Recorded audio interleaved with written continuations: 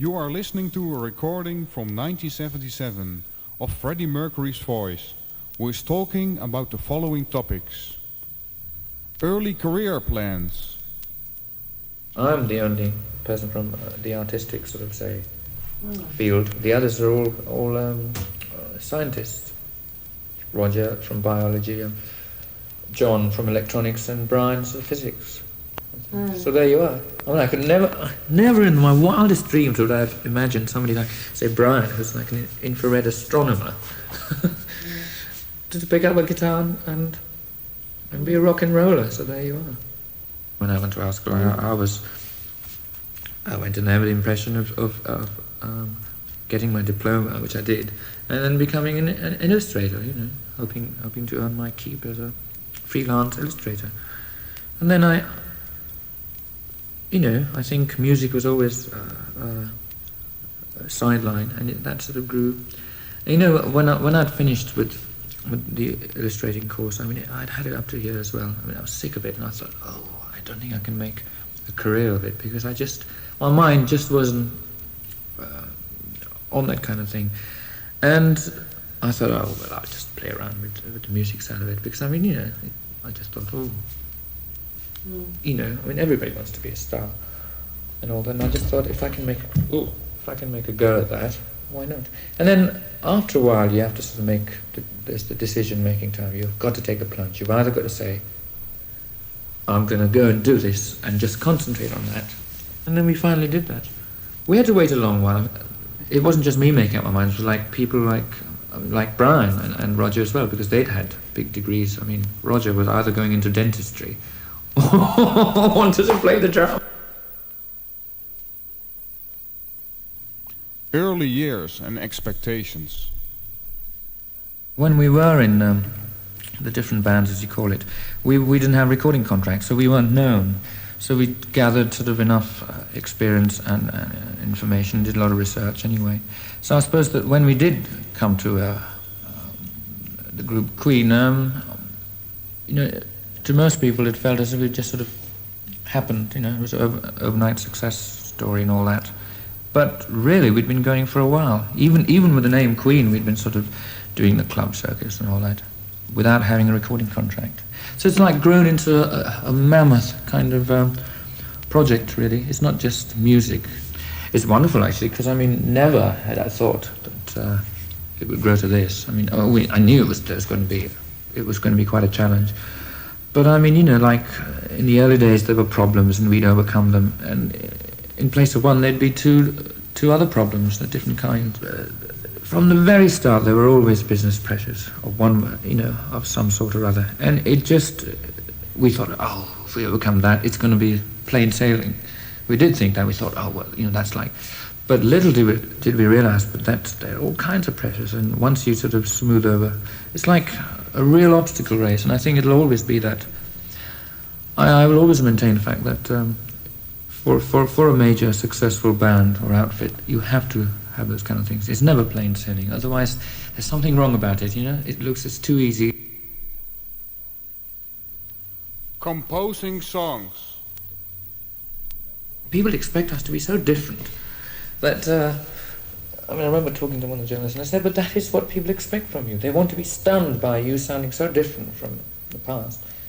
But I said, it's not us. Okay, we did it to a certain extent in the early days when our albums were so different from one another because we were moving on so rapidly.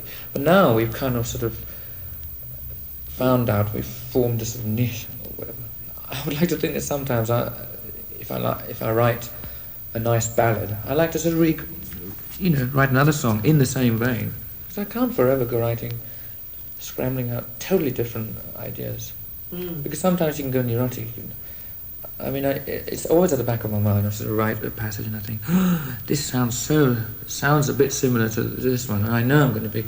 But that's the wrong way to look at it, although it's there. Just take, for example, from a harmonizing point of view, the harmonies. We've done them backwards, inside out, and there's not many areas left. So that gets harder and harder, to be original at the same time. So I think on this new album, we've sort of, I personally said, look, harmonies are not going to be the big sort of thing. We're going to just use them if we need them, if a song needs them. It's funny, if you want to get into sort of more detail, then you have to look at actually the harmony structure, and like to a lot of people, if you put three voices, it sounds like, oh, Queen recreating the same thing. But to us, it's not, because I mean, say We're the Champions, they're basically just it's like a football crowd. I mean, just chanting away. Whereas something like Rhapsody is a bit more delicate. Bohemian Rhapsody. We've taken risks, and this is one way of proving to people that we believed, we had the confidence behind that song, and we believed in it. There were lots of talks of actually cutting it down to a sort of a reasonable airplay at sort of time and all that, and we thought, no. I mean, it just, why do that when it was to, in my view, would be to detriment of the actual single, the song, because it's got to be heard in its entirety, really. And we said, okay, we're going to release it, and it's either going to go. I mean, it was a song of extremes, and I think its success or failure would have been in extremes. It was either going to be a total flop, and they would have said, "Oh God, we can't get into this at all," or people were going to listen to it and buy it and say, "Okay, you know." So it sort of paved. It certainly brought us a lot of different areas and a different sort of a much wider cross section. People do seem to regard that as our sort of peak in one way, because they just think in terms of how they're going to sort of follow that. But they're only basically looking at it in terms of sales, and I don't think sales is, that's one way of looking at it. But I mean, as far as I'm concerned, songwriting and that kind of thing, and say studio technique, we've bettered ourselves already. We are the champions. It's got a chorus at the end that I just heard that catching.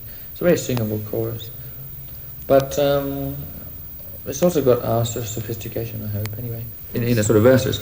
But like, one very interesting factor was when we did a promotional film recently, and we did it in front of an audience, you know, it was about 2,000 or whatever, and it was like a free thing, and they knew what it was all about. We said we were going to do it 3 or 4 times, and you've got to join in, because it's that kind of thing. And what was very interesting to see is that this is what I'd hoped for, is that in between takes, when we were sort of waiting for one bit of makeup or whatever, they'd sort of get carried away, and while they were waiting for us to come on, they'd go into the "We are the champions," and they kind of drew that parallel. New wave. Punk rock or whatever, call it, is parodying itself, because a lot of people, from what little I read, I can see already bands saying, look, we don't want to associate with that. It's like rats of a sinking ship, you know. They're all saying, no, we're different, we don't class us. And I think that does happen, because you get so many people jumping on this so-called bandwagon, and they kind of envelop bits that are good. I mean, some bands are good or whatever, but they find it creatively very, I mean, they're stifled, because they think, oh God, we've been caught up in this rut. We've got to get out of there, and this is what happened. I think it happened to us in a way, because I suppose we came on what they termed as a tail end of sort of glam rock or whatever. Do you know? I mean, they always have these ridiculous names at the time, and it's awful. I know. I can imagine what certain bands are going through right now. They must be saying, we don't want to be associated with new wave or punk rock. But anybody knew. I mean, I could disband tomorrow, form a band called the Jockstraps or whatever, and they'd say, oh, new wave. And I could be playing the same stuff. Images. This is the way you have to try and get into the public eye. Outrage and the shock value has always been there. I think it carries a different theme every time. I mean, to a lot of people, I mean, we had covers with no clothes on, and I mean, you know, just the waist with as much makeup and a black fingernail. That was, at that time, as shocking as anything.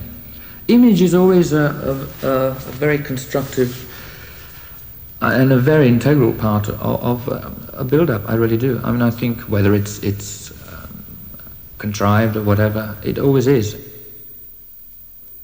Still haven't reached our peak. I really don't think so. And there's so much to do that I feel it would be... But it's nice to have other interests, especially now. That's all, folks. Thanks for listening.